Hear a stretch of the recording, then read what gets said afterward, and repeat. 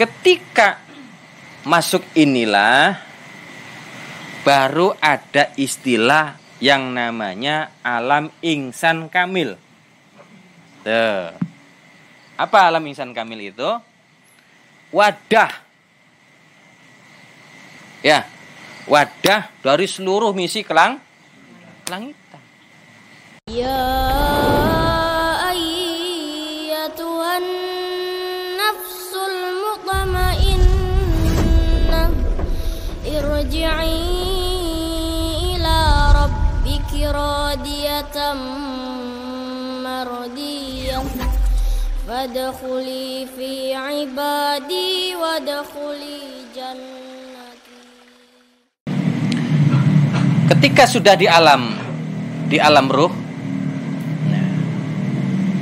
kita diproses lagi. Nah, ini namanya alam misal. Alam misal. Alam martabat apa? 7 ya. Di alam misal ini kita dikasih sama Allah nafsu. Nanti nafsu ini kalau sudah masuk semua ke sini, nanti bersemayam di kalbu ya. Kalbu. Nah, karena ada misi kelangitan yang harus diproses oleh ruh dan ada misi nafsu untuk ke alam materi, Allah bikin lagi yang namanya jiwa. Nah, jadi jiwa ini adalah persambungan antara ruh dan nafsu. Nah, kalau jiwa ini mendukung kepada misi kelangitan, ya tentu akan ke sana. Prosesnya ke kelangitan. Kalau jiwa ini mendukung nafsu, prosesnya ke bawah ke alam sahadah. Nah, maka jiwa masih bisa oleng, Bu. Hanya ada orang yang namanya sakit jiwa. Nah, sudah pernah ngalamin di sini.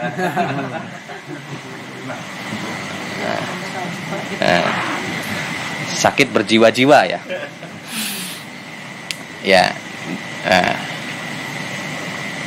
Ruh tetap dia diberi pakaian kudsiyah oleh Allah, karena di dalam ruh ini misi apa? Kelangitan dibentukkan dalam ruh itu. Setelah kita diberi nafsu di alam misal, nah, kita diturunkan nanti terus sampai ke alam ajsam. Lah, Kang, alam misal itu bagaimana? Alam misal itu keadaannya terang tapi teduh. Kalau alam roh jernih, herang tadi ya. Herang. Kalau ini terang tapi teduh. Makanya ada orang yang bermimpi ya, atau lagi zikir seperti berada di alam yang terang tapi teduh, itu alam misal. Nah, di alam misal ini luar biasa indahnya, karena di sana ada cahaya-cahaya yang bebas berterbangan kemana saja. Jadi alamnya juga alam penuh cahaya, dan di sana bebas. Jadi cahayanya berangkat. Kalau di sini pohonnya udah diam di situ saja. Ya. Dari tumbuh sampai roboh. Tapi kalau di sana berangkat. Ini Kang Agus kayaknya ini niru dari film Sunggokong ini teh. Jadi cahaya yang banyak sekali, dan di sana bebas berotasi ya. Nah. Tapi teduh gitu. Nah, kemudian sampean di alam ajam diturunkan, dan itu ngapunten nggih, ramai sekali alamnya. ramai sekali alamnya. Dan bahkan disinilah di alam asyad ini menjadi pusatnya makhluk halus. Pusatnya makhluk halus. Tapi kalau kita sudah masuk tarekat begini, jangan berpikir yang enggak tentang makhluk halus, karena kita juga makhluk halus ini. Iya, jangan nyalain Gondoruo. Kita juga makhluk halus. Paham maksud saya ini? Nah, di situ sederek. Nah, dah begitu di alam ini kita dikasih Allah akal. Akal. Nah, makanya akal kita tersambung sekali dengan alam rame ini. Makanya jenengan rame. Kepalanya rame ya. Ada cuanki, ada apa lagi? Tahu Sumedang sini ya. Macam-macam gitu. Itu baru keramaian di sini. Bahkan kalau sampean mau paham, kita kadang-kala pikiran kemana? Ke alam apa kita nggak jelas. Lah itulah alam ajsam ya. Artinya bentuk wujud tapi halus. Nah, inilah sebagai pusatnya para makhluk halus di alam ini. Nah, maka di alam ini sama tidak dengan di sini, Kang? Sama. Dia disuruh beribadah. Makanya dipadatkan di sana dengan istilah al-jinsi. Jin ya. Jin disuruh apa? Beribadah. Kita di sini manusia disuruh apa? Sama saja ya. Maka di alam sana juga disuruh beribadah. Sama aja. Nah, kemudian baru kita diturunkan ke sini. Ya. Jadi sebuah proses, ngapunten ya. Percepatan di sini dengan percepatan di sana berbeda. Harap tahu itu. Kemudian masuk ke alam kandungan. Nah, ketika semua anggota-anggota batin yang saya ceritakan ini, ya yang disemayamkan, yang dibersamakan bersama ruh ya. Tadi semuanya ya. Masuk. Nah, kemudian ada penjelasan dari Allah di umur 4 bulan. Artinya ditiupkan. Nah, ketika kita di alam kandungan di sini dia ubun. Makanya kalau ibu-ibu hamil sebenarnya terasa ketika apa? Anaknya dimasukin apa? Ruh itu sebenarnya terasa. Cuma nggak tahu. Zaman sekarang banyak yang tidak terasa. Nggak tahu nih. Nah, tapi masih ada saja ibu-ibu yang terasa ya. Nah, ada beda saja. Hari itu ada beda. Cuma mungkin pengetahuannya tidak didapati ya. Jadi seperti rasa biasa-biasa saja. Kalau dipelajari nanti insya Allah. Tapi ibu-ibu yang sudah apa? Tidak memungkinkan ya udah. Ya. Ya. Nah, ketika masuk inilah baru ada istilah yang namanya alam ihsan kamil. Tuh. Apa alam ihsan kamil itu? Wadah. Ya. Wadah dari seluruh misi kelangitan.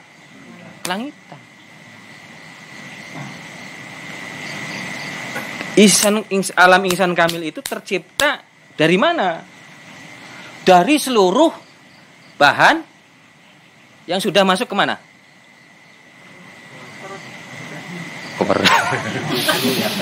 Ke apa? Anak ya? Atau ke kita dulu ketika di alam apa? Kandungan. Nah, dah. Bagaimana terjadinya alam ihsan kamil itu? Ngapunten nggih. Nah. Ngapunten. Jadi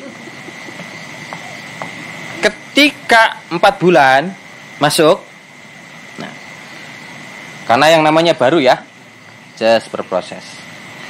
Nah, terjadilah proses yang seperti kaca. Nah, dari unsur si jabang bayi Ya. Unsur materi ya. Dengan unsur kelangitan. Semua anggota itu. Nah, masuk berproses, terbentuklah, terciptalah yang namanya jisim latif. Jisim latif yang sama seperti kita. Ketika di waktu kecil ya kita ya begitu jisim latifnya. Ketika sampean umur 12 bulan misalnya. Bisa apa sampean 12 bulan? Nah, jisim latifnya sama seperti anak yang umur 12 bulan tersebut. Ketika sampean balik di umur 17 ya sama. Ketika sekarang sudah sudah tua-tua apa? Sudah tua-tua ya. Dia menyamai.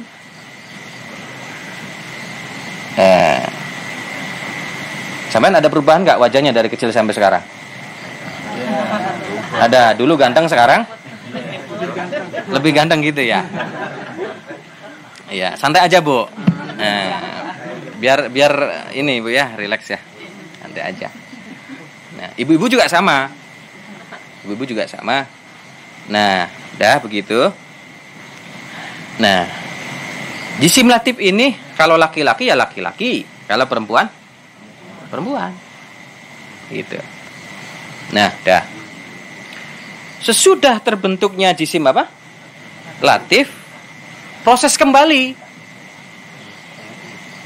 Nah, ada yang bilang alam insan kamil itu ini dari unsur materi ya. Api, air, angin, tanah itu. Nah, tapi dari jalur kami, dari guru-guru kami, jadi begini punten saya Arab diktahwi nih.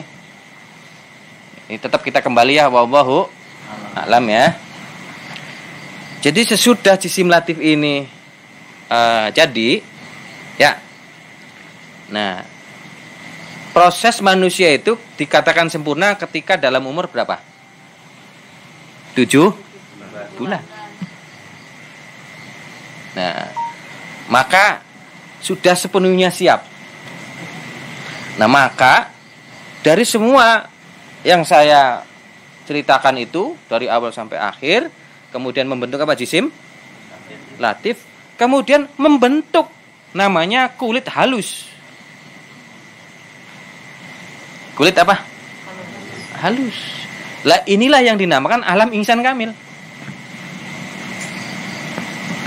Bagaimana, Sederek? Pernah tahu belum kulit halus? Sampean jasad nih, ada kulitnya enggak? Nah, sedangkan jisim latif sampean sama dengan diri sampean jisim latif itu berbentuk halus ya. Halus. Jadi kalau dibilang makhluk halus sampean yang mananya? Yang jisim latifnya itu. Oh, nggak tahu Gondorwo takut nggak sama jisim latif sampean ini? Nggak tahu nih. Nah, jisim latif ini itu nanti dikurung. Ya, dikurung namanya kulit halus. Tuh, namanya kulit halus. Nah, makanya kulit halus ini kalau orang mati, ngapunten nggih, kalau masih ada kulit halusnya dia nggak kaku. Kalau kulit halusnya sudah hilang lebur, dia kaku. Ya. Nah, jadi alam insan kamil itu adalah wadah dari seluruh unsur-unsur pelangitan tadi. Nah, sampai terjadi proses jisim latif, dan di jisim latif itu ada lapisan. Kalau bahasa kita namanya kulit halus, dan inilah dinamakan sebagai Insan Ihsan kamil. Oh, ngapunten sederek. Nah, sudah begini kita bahas. Nah, kita lahir dan ternyata sama saja dari alam kandungan sampai kita lahir. Yang sama apanya, Kang? Yang sama tempat yang sudah dihakkan oleh Allah kepada kita dari seluruh unsur kelangitan itu, menempati titik-titik tertentu. Ini namanya latifah. Jelas, Derek? Jelas ya? Namanya latifah. Nah, kemudian bagaimana, Kang? Ya kalau kita mau dekat dengan Allah, gitu, ya kita harus membuka latifah itu. Nah, makanya di seluruh dunia torekot zikirnya kepada latifah zikirnya di titik-titik itu. Ya, di titik-titik latifah. Nah, ada latifah yang besar, ada latifah yang kecil juga ada. Nah, ngapunten. Latifah ini adalah lapisan terluar. Lapisan terluar. Kok bisa bingung begini, Kang? Gimana ini, Kang? Ngapunten, guys, sederek. Mengenal diri itu begini. Nah, makanya jangan bingung-bingung. Sampean belajar matematika berapa tahun? 12 tahun. Sampai sekarang ya? Masih ya? Yang sudah hilang biologi, IPA, IPS ya. Kalau matematika biasa ngitung apa? Hitung utang.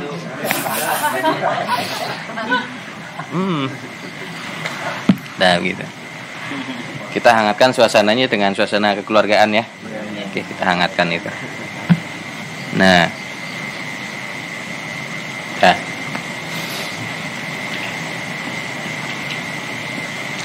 latifah itu adalah lapisan terluar. Nah, makanya di lapisan terluar ini ada hijab. Contoh misalnya latifah qalbi ya. Latifahnya hati. Nah, kenapa bisa dikatakan latifah itu terluar? Jadi kalau istilah kita gambar, ini yang di apa? Lapis pertama. Ini namanya latifah. Di dalam latifah ada banyak sesuatu, rahasia dan penuh rahasia. Nah, makanya kalau di hati ada yang namanya latifah apa? Nah, di dalam latifah qalbu itu ada nafsu, lawama, amara, sufiyah, mutmainah, ya, rodiyah, mardiyah, kamilah. Lah berarti latifah itu di lapisan terluar. Nah, nanti kalau di dalam ilmu hati, ngapunten nggih, ada yang namanya sodr ya. Lapisan luar di hati, tempat di mana bisikan itu ada. Latifatur ruh juga ya di jantung. Nah, masuk ke sananya alam ruh. Latifasir pernah dengar ya? Latifasir. Nah, itu ada latifahnya juga. Jadi sekarang kita ini dengan kesempatan ini mau bersama-sama melatih membuka apa? Latifah. Sudah siap semuanya? Nah, siap. Nah, latifah ini banyak, di mana-mana ada. Kalau yang diterangkan di umum yang besar-besar itu, ya, yang besar-besar. Nah, punten. Dalam sataria sendiri di ginjal ada latifah. Ya. Nah, di paru-paru juga ada latifah. Makanya kenapa sampean kalau marah di sini yang ya di paru-paru ya yang itu adalah latifahnya. Nah, di mata juga ada latifah, di hidung, di mulut semua ada latifah. Banyak sekali latifah. Makanya kalau digambar orang-orang tarekat di seluruh tubuh ini ada tulisan Allah gitu ya. Sebagai titik-titik lah latifah memenuhi seluruh tubuh. Nah, gitu. Nah, jadi ketika kita mulai membuka latifah dengan zikir-zikir wabil khusus ya. Nah, maka nanti anggota batin itu bisa keluar. Bisa apa? Keluar. Nah, kita ke sana diperintah sama Allah. Silakan. Baca surat Ar-Rahman 33 ya. Di situ ada kalimat terakhir la tangfuduna ila bisultan. Kesana itu kecuali dengan kekuatan yang luar biasa. Dan ini yang kita pelajari nanti dengan zikir yang mampu membangkitkan anggota-anggota batin yang memang dulu berasal dari sana untuk mendekat kepada Allah. Gitu. Sampai kalau menghadap Allah bawa dosa banyak rasanya gimana? Nangis ya? Nangis, ngerasanya apa? Menyesal dan sebagainya bla bla bla. Dan nangis terus doa minta ampunan. Nah, ketika sampean banyak hutang, nangisnya lebih setengah ember nanti. Iya. Terus berdoa dengan harapan bisa menyelesaikannya. Jangan tersinggung nih. Jangan tersinggung. Ya. Iya. Apalagi yang lagi jatuh cinta berharap agar idolanya itu apa? Bisa nerima ya. Nah, atau apalah kepentingannya. Nah, maka rasanya juga ya begitu itu. Tapi ketika sampean menghadap Allah ini dengan niat khusus, maka berbeda pula. Nah, maka nanti di buku talqin ya sudah ada keterangannya. Ibu-ibu, bapak-bapak ya yang baru apa? Masuk jadi keluarga, ya. Artinya di situ kita full dari awal sampai akhir niat ingin mendekatkan diri kepada Allah. Enggak bawa apa? Atribut apa? Alam sahadah enggak. Nah, disinilah. Maka untuk membantu itu di malam yang berbahagia ini saya bantu untuk membuka apa? Latifah begitu. Nah, ngapunten. Ada yang berumur 9 tahun di sini? Nggak ada. Semua di atas 40. Udah tua semua, Bu, di atas 40 ya. Ya. Ya. Nah. Oke. Nah, para ulama-ulama sufi mendidik salik-saliknya untuk membuka latifah. Di sini juga kita Torekot Satore juga ada didikan membuka latifah, ya. Nah, yang penting kita tahu apa itu latifah, ya.